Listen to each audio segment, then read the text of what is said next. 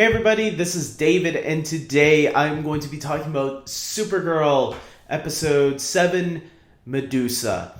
And it's season 2, just so you guys keep track of what season we're on, as if you guys weren't. Okay, anyways, let's get talking about this episode. This episode is the first of a long week of DC TV shows on the CW.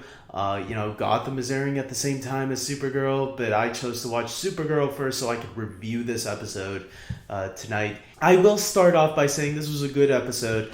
Let's get into some of the things I really liked. First off, there's this whole story arc going on this season with Alex becoming a lesbian, and I like that they're dealing with how hard it is coming out, because I think this is what a lot of people who go through being gay or lesbian or any of that go through the hard times of figuring things out. And I wouldn't know too much, but I'm guessing because the producer of one of these of the shows, Greg Berlanti, is an open gay person. I think he can add in what he feels and can tell the writers, this is how you guys should write it, because this is how people will relate to that. And so now comes the big question. Alex has to open up to her mother, and her mother, hugs Alex with open arms. She doesn't mind, which is really nice to see. Some people aren't as lucky in real life. There's some people whose parents are maybe not that open or happy to hear that, but because the Danvers are loving parents, and they want their kids to be who they are and feel free, and it's not unusual for her to have her daughter be gay, and she's just proud that Alex knows what she wants now. And I was actually a little bit surprised that we even got that little kiss at the end there from Maggie and Alex, because we've seen that a little bit in some of the other DC shows like Nisa, Al Ghul, and Sarah. Obviously had a little relationship, and there was a little peck there, but nothing big. And this seemed really passionate there at the end, and it was nice to actually get a little bit of that, because I was hoping someone would kiss in this episode. I was actually rooting for Kara and Mon-El, and if they're not gonna kiss, well, let these two kiss then. At least we get somebody kissing, and everything is all right.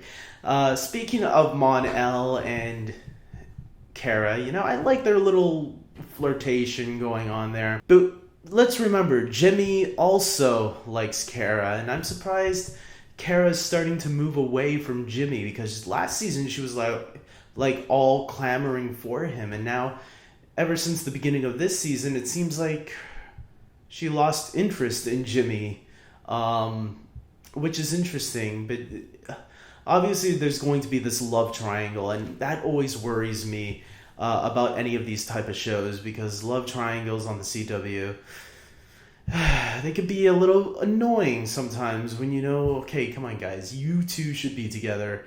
Get out the middleman. He doesn't need to be here. Just get into a relationship. Look how it's doing for Barry and Iris. I think it's awesome on The Flash how they're handling that relationship. Arrow gave us, multiple relationships, love triangles and whatnot. I don't want Supergirl to go through these love triangle things. I think her and Jimmy should just get it out and kiss and make up and whatever. I also was kind of annoyed that we didn't get Jimmy, getting it out there that he is the Guardian, something that he became recently, and which I didn't like the idea of to begin with. Jimmy becoming a superhero. You know who I think this actor should have been? Steel. The movie with Shaquille O'Neal? Steel, John Henry Irons is the character's name in the comics, and Steel had his own movie. It was a bad movie, but it was a movie nonetheless. I think this actor who's playing Jimmy, because he never felt like Jimmy to me at all from the beginning. I think he's a good character. I think he's what the show needs. I think fine, but I think he should have been Steel. Now thinking about it recently, I thought that's what they should have made this character, not Jimmy Olsen, because he screams nothing like Jimmy Olsen to me. Okay, you can give him a camera all you want, but this is not Jimmy Olsen. This is I'm gonna call it like it is. We also got Lena Luther teaming up with her mother, maybe, sending out this virus that's killing all aliens, because obviously Luthers hate aliens. But let's face it, Lena ain't so bad, because she ain't really working with her mother. She kind of screws her at the end. But is it for her own advantage, or is this actually who Lena is? I think you can never trust a Luthor. If there's anything I learned from Smallville, they start off good in the beginning, but then they go way off track and start doing their own manipulation and all that. So I don't know if we can still trust Lena Luther yet, but I will say I'll go with it for now. Let's see where they take us with this. But I think this was just to get her mother out of the way, just so she can now be the owner of Luthor Corp and all that. Think about it. Now, her mother and her brother are now in prison. And she's not even a full Luthor. She was adopted. They just dropped that today. I'm like, oh, I thought she was a full Luthor. Okay. And now, nope. She's not even blood related. She was just adopted.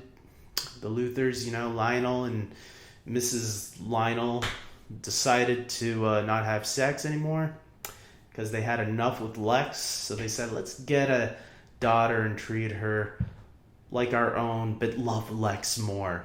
That makes sense. I will say that, John, Martian Manhunter, in this episode, he was turning into a white Martian because of what happened recently with Maggie, Megan, that's it, who, she wasn't in this episode, but I'm glad he got cured of that, because that was kind of weird to me that they would have him somehow be affected and being turned into a white Martian. He was born a Martian Manhunter. He should stay that way. I don't get that. But anyways, I'm glad that's over. Obviously, the thing at the beginning with the portal opening right away, I already knew, I think a lot of us did, that it was going to be the Flash, Barry, coming back and asking Kara for a little bit of help. I think we're going to see the other side of that tomorrow in the Flash's episode. Obviously, it wasn't the big portion of this episode, the invasion heroes versus aliens storyline. We got a very big tease of it at the very end. It even said to be continued tomorrow on The Flash, which is a nice little tease. It was cool seeing Cisco there and having him check out Kara's home, for the first time. And I wish we got to see Barry, though, interact with, John and Alex, because we never got to see that the last time Barry was in town. And it looks like from the trailers, no other Supergirl member is going to be joining the fight. So, I was kind of disappointed. I was hoping they would have just thrown Barry into this adventure. But at the same time, I understand why, because they said this episode is the mid-season finale for Supergirl. So we're not going to get another Supergirl episode, I guess, until next year, in January, I guess. So with that, okay, I understand that. But I just wish... there was a part of me thinking that maybe the portal would have opened while they were trying to stop that missile during that scene, and Barry would have somehow helped her out, at least at the end of the episode. Another thing that I thought to myself was, where was Superman during this whole thing? Because if this had something to do with Kryptonian blood, or DNA or whatever, I think I was expecting Superman to come make a little quick cameo and help Supergirl, get rid of the missile, but that didn't happen. The missile exploded, which I was surprised about. But then that's where we find out that Lena Luther had switched something to not allow the antidote to kill the aliens on Earth, which I still don't buy. With that being said, this episode was fine. This was a good episode. Supergirl's been doing good this season. I think it has improved since last season, and I enjoyed last season too, but this season definitely feels more like a CW show that belongs with The Flash, Arrow, and Legends of Tomorrow, which we are going to see her crossover with finally. This is going to be awesome. We had a crossover last year with Barry, and now we're going to see her interact with some other characters from the Flareoverse, which I'm very excited to see tomorrow. It was a nice little tease at the end. I think it was perfect. It was exactly what I thought it was going to be. And gets me pumped up for tomorrow because the trailers have looked really cool. My only complaint is that I wish Alex or Martian Manhunter or Wynn would have joined, or even Jimmy would have joined in on the adventure, but it looks like Supergirl's going solo on this one. So, can't wait for tomorrow. Tell me what you guys thought of this episode. Did you enjoy it too? Or were you kind of let down by it? Were you expecting more Flash in this episode? I think I was expecting what I got. And comment below, let me know. And like this video if you agree with me. Like it even if you don't agree with me. Subscribe to my channel if you haven't already, especially if you are a fan of The Flash, Arrow, and Legends of Tomorrow, because I'm going to be reviewing all three of them like I always do. And until next time, guys, take care.